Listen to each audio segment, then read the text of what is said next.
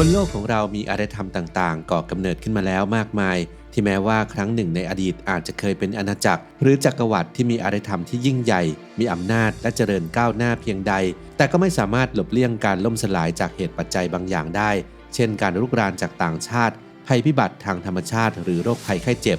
รวมถึงอารยธรรมโบราณทั้ง6แห่งที่เรานำเสนอกันในคลิปนี้ที่ล่มสลายลงโดยที่นักประวัติศาสตร์ยังไม่ทราบแน่ชัดครับว่ามีสาเหตุมาจากอะไร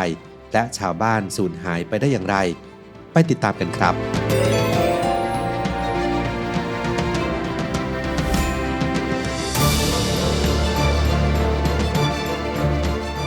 1. อารยธรรมมายาอาจกล่าวได้ว่าอารยธรรมมายาเป็นอารยธรรมที่ก้าวหน้าที่สุดในโลกใหม่ก่อนที่คริสโตเฟอร์โคลัมบัสเดินทางมาถึงทวีปอเมริกาซึ่งแสดงให้เห็นจากการที่ชาวมายาสร้างเมืองขนาดใหญ่ขึ้นมาพร้อมด้วยลานกว้างพระราชวังวิหารพีระมิดและสนามกีฬาในป่าทางตอนใต้ของเม็กซิโกและอเมริกากลางชาวมายามีชื่อเสียงในด้านการเขียนอักษรโบราณตลอดจนการสร้างปฏิทินทักษะทางคณิตศาสตร์ดาราศาสตร์และสถาปัตยกรรมจนมีอิทธิพลสูงสุดในช่วงที่เรียกว่ายุคคลาสสิกตั้งแต่คริสต์ศักราช250ถึง900แต่ในช่วงปลายยุคคลาสสิกประชาชนชาวมายาได้โค่นล้มกษัตริย์ของตนเองอย่างกระทันหันก่อนจะละทิ้งเมืองเหล่านี้ไปรวมถึงเลิกใช้นวัตกรรมต่างๆที่พวกเขาสร้างขึ้นมาการล่มสลายของอารยธรรมมายาเป็นหนึ่งในปริศนาอันยิ่งใหญ่ที่สุดในประวัติศาสตร์และมีการเสนอทฤษฎีมากมายเพื่ออธิบายสิ่งที่เกิดขึ้นโดยนักประวัติศาสตร์บางคนชี้ให้เห็นว่าภัยแล้งครั้งใหญ่ซึ่งมีอานุภาพรุนแรงขึ้นจากการตัดไม้ทำลายป่าและการกัดเซาะดินเป็นแรงผลักดันให้อารยธรรมล่มสลายในขณะที่บางคนโทษว่าอาจจะเป็นเพราะโรคระบาดการก่อกบฏของชาวบ้านต่อชนชั้นปกครองที่ช่อชนการทำสงครามอย่างต่อเนื่องระหว่างนครรัฐต่างๆเส้นทางการค้าที่ถูกทำลายหรืออาจจะเป็นปัจจัยทั้งหมดรวมกันก็เป็นได้แม้อารยธรรมของชาวมายาจะล่มสลายไปแล้วแต่พวกเขาก็ไม่เคยหายไปเพราะลูกหลานที่พูดภาษามายาหลายล้านคนยังคงอาศัยอยู่ในภูมิภาคนี้จวบจนถึงปัจจุบัน 2. อารยธรรมลุ่มแม่น้ำสินธุชาวสินธุเริ่มสร้างนิคมขึ้นในพื้นที่ที่ปัจจุบันคืออินเดียและปากีสถานตั้งแต่เมื่อ 8,000 ปีก่อนคริสตกาลด้วยเหตุนี้อารยธรรมลุ่มแม่น้ำสินธุจึงเป็นอารยธรรมยุคแรกๆเมื่อราว 3,000 ปีก่อนคริสตกาลก็มีประชากรประมาณ 10% ของประชากรโลกในขณะนั้นครอบครองพื้นที่กว่า 386,000 ตารางไมล์หรือเกือบ1ล้านตารางกิโลเมตรซึ่งใหญ่กว่าอารยธรรมร่วมสมัยอย่างอียิปต์และเมโสโปเตเมียชาวสินธุได้พัฒนารูปแบบการเขียนที่ยังไม่มีใครถอดรหัสได้จบจนถึงปัจจุบันและมีระบบสุขาภิบาลที่ไม่มีใครเทียบได้จนกระทั่งถึงสมัยโรมันจากนั้นประมาณ 1,900 ปีก่อนคริสตกาลอารยธรรมลุ่มแม่น้ำสินธุก็เสื่อมลงอย่างรวดเร็วประชากรได้ละทิ้งเมืองและอพยพไปทางตะวันออกเฉียงใต้เดิมทีนักวิชาการเชื่อว่าการรุกรานของชาวอารยันจากทางเหนือทำให้อารยธรรมล่มสลายแต่ทฤษฎีนี้ถูกล้มล้างลงเพราะงานวิจัยล่าสุดแสดงให้เห็นว่าในช่วงเวลาดังกล่าวฝนไม่ตกตามฤดูกาลลมมรสุมเปลี่ยนทิศทางไปเกือบ200ปีทำให้ชาวบ้านไม่สามารถทำการเกษตรได้นอกจากนี้อาจมีปัจจัยอื่นๆเกี่ยวข้องด้วยเช่นแผ่นดินไหวการระบาดของมาลาเรียหรืออหิวาตกโรค 3. อารยธรรมของชาวอานาซาซี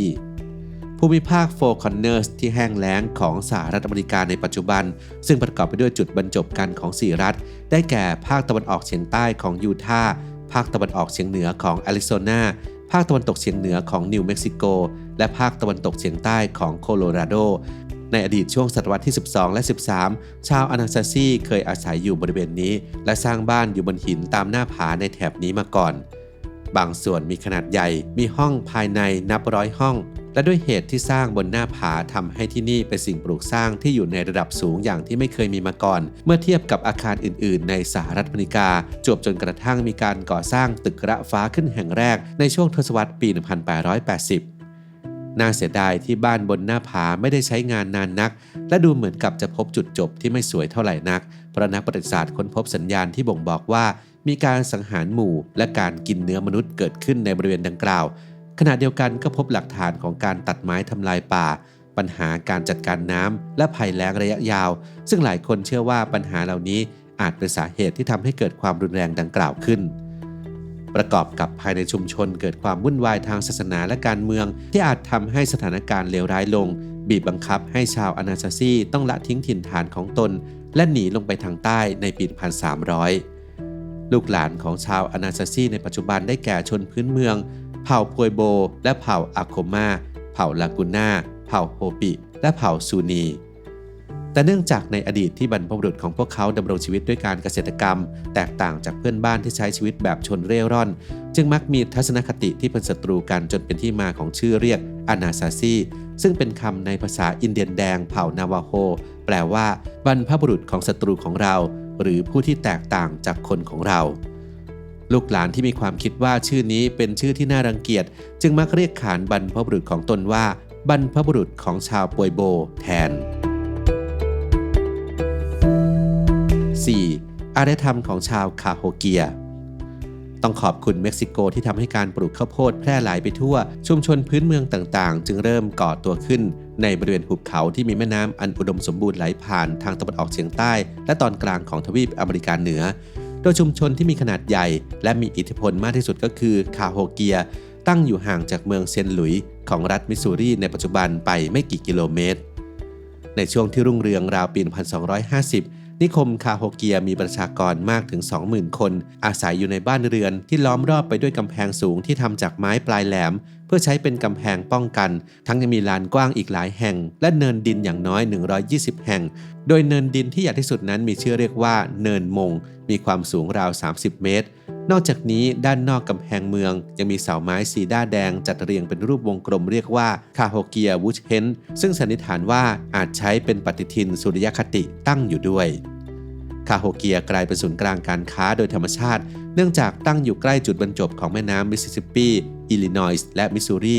ก่อนจะค่อยๆเริ่มเสื่อมถอยลงหลังเผชิญกับอุทกภัยครั้งใหญ่จนบ้านเมืองจึงถูกทิ้งร้างไปนานอย่างเป็นปริศนาราวปี 1350 นอกเหนือจากถูกน้ำท่วมแล้วนักประวัติศาสตร์ยังชี้ให้เห็นว่าปัญหาการใช้ทรัพยากรธรรมชาติมากเกินไปความไม่สงบทางการเมืองกับสังคมโรคภัยไข้เจ็บและปรากฏการณ์ที่เรียกว่ายุคน้ำแข็งน้อยก็อาจเป็นสาเหตุที่ทำให้เกิดการล่มสลายของอารยธรรมคาโฮเกีย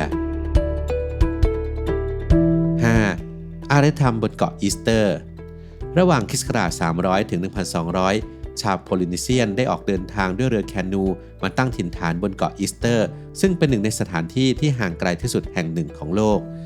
ที่น่าทึ่งยิ่งกว่าคือแม้จะไม่มีนวัตกรรมที่เรียกว่าล้อหรือสัตว์ที่ใช้บรรทุกของแต่ชาวโพลินีเซียนสามารถสร้างรูปแกะสลักจากหินขนาดมหึมาที่เรียกว่าโมไอได้หลายร้อยตัวตั้งอยู่รอบเกาะโดยตัวที่ใหญ่ที่สุดนั้นมีความสูงถึง10 เมตรและหนักกว่า82 ตันซึ่งที่จริงแล้วยังมีโมไออีกตัวหนึ่งที่ใหญ่ที่สุดและเรียกขานกันว่าเจ้ายักษ์ใหญ่หรือเอลกิกันเต้สูง22 เมตรหนักอย่างน้อย145 ตันอยู่ภายในเมืองสกัดหินยังไม่ได้นำออกมาภายนอกต่อมาเมื่อถึงปี 1800 ประชากรบนเกาะลดน้อยลงอย่างรวดเร็วโดยนักวิชาการค้นพบหลักฐานว่าชาวเกาะอีสเตอร์ตัดต้นไม้แทบทุกต้นบนเกาะอีกทั้งหนูก็มากินเมล็ดของต้นไม้ก่อนที่ป่าจะงอกขึ้นมาใหม่ภัยพิบัติทางระบบนิเวศนี้ทำให้ไม่สามารถทำเชือกหรือเรือแคนูได้ชาวบ้านต้องเผาหญ้าเป็นเชื้อเพลิงและอาจทำให้เกิดช่วงเวลาของความอดอยากผนวกกับสงครามกลางเมืองจึงทำให้ประชากรลดน้อยลงสถานการณ์ยิ่งเลวร้ายลงเมื่อชาวยุโรปมาถึงเกาะแห่งนี้และตั้งชื่อว่าเกาะอีสเตอร์ในปี 1722 นับจากนั้นก็ได้สังหารชาวเกาะไปหลายคนในทันทีที่เหยียบย่างขึ้นมาบนเกาะต่อมาในช่วงปี 1870 เกิดโรคไข้ทรพิษระบาดหลายระลอกพร้อมๆกับการจู่โจมของทาสชาวเปรูครั้งใหญ่ทำให้จำนวนชาวพื้นเมืองลดลงเหลือประมาณแค่100 คนเท่านั้น 6. อารยธรรมไวกิ้งบนเกาะกรีนแลนด์ตามตำนานของชาวไอซ์แลนด์เอริกผมแดงหรือเอริกเดเลสได้นำกองเรือ25 ลำเข้ามาตั้งอาณานิคมบนเกาะกรีนแลนด์ตั้งแต่เมื่อราวปี 985 หลังจากถูกเนรเทศออกจากไอซ์แลนด์ด้วยข้อหาฆ่าคนตายจากนั้นจึงได้ตั้งชุมชนขึ้นมา2 แห่งบนเกาะกรีนแลนด์ได้แก่นิคมตะวันออกที่มีขนาดใหญ่กว่ากับนิคมตะวันตกที่มีขนาดเล็กกว่าและดำรงชีวิตด้วยการเลี้ยงแพะแกะวัวและล่าสัตว์อย่างกวางแคริบูตัววารัสและแมวน้ำทั้งยังสร้างโบสถ์จากหินที่ยังคงหลงเหลือเศษซากให้เห็นอยู่จนถึงทุกวันนี้อาณานิคมของชาวไวกิ้งนี้เจริญรุ่งเรืองหรืออย่างน้อยก็อยู่รอดมาได้หลายร้อยปี โดยมีจำนวนประชากรเพิ่มขึ้นเป็นประมาณ 5,000 คน แต่เมื่อคณะสำรวจมิชชันนารีมาถึงในปี 1721 เพื่อเผยแผ่ศาสนาก็พบเพียงเศษซากปรักหักพังเท่านั้นนักวรรณคดีได้ข้อสรุปว่านิคมตะวันตกของชาวไวกิ้งล่มสลายไปในราวปี 1400 และอีกไม่กี่สิบปีต่อมานิคมตะวันออกก็ถูกทิ้งร้างไปโดยยุคน้ำแข็งน้อยที่เริ่มต้นขึ้นในศตวรรษที่ 14 ถือเป็นปัจจัยสำคัญต่อการล่มสลายอย่างชัดเจนเนื่องจากเส้นทางเข้าออกเกาะกรีนแลนด์อุดตันไปด้วยทะเลน้ำแข็งทำให้ฤดูเพาะปลูกที่สั้นมากอยู่แล้วยิ่งสั้นลงกว่าเดิมประกอบกับสินค้าส่งออกของชาวไวกิ้งในกรีนแลนด์อย่างเขี้ยววอรัสก็ได้รับความนิยมน้อยลงแต่ถึงกระนั้นก็ยังไม่มีใครทราบแน่ชัดว่าอะไรเป็นปัจจัยสำคัญที่ทำให้นิคมไวกิ้งบนเกาะกรีนแลนด์ต้องล่มสลายลงผู้เชี่ยวชาญบางคนเชื่อว่าพวกเขาเพียงแค่เก็บข้าวของกลับไปยังไอซ์แลนด์หรือสแกนดิเนเวียในขณะที่บางคนคิดว่าพวกเขาอดอาหารจนล้มตายเสียชีวิตจากกาฬโรคหรือถูกชาวอินูอิตที่เดินทางจากแคนาดามาถึงกรีนแลนด์เมื่อประมาณปี 1200 สังหารจนหมดสิ้นชาวไวกิ้งไม่ใช่กลุ่มเดียวที่ประสบความล้มเหลวในการตั้งถิ่นฐานบนเกาะกรีนแลนด์เพราะนิคมอย่างน้อยอีก3แห่งก็ล่มสลายบนเกาะแห่งนี้เช่นกันรวมถึงวัฒนธรรมดอร์เซตที่เคยอาศัยอยู่ร่วมกับชาวไวกิ้งและชาวอินูอิตบนเกาะในช่วงเวลาสั้นๆ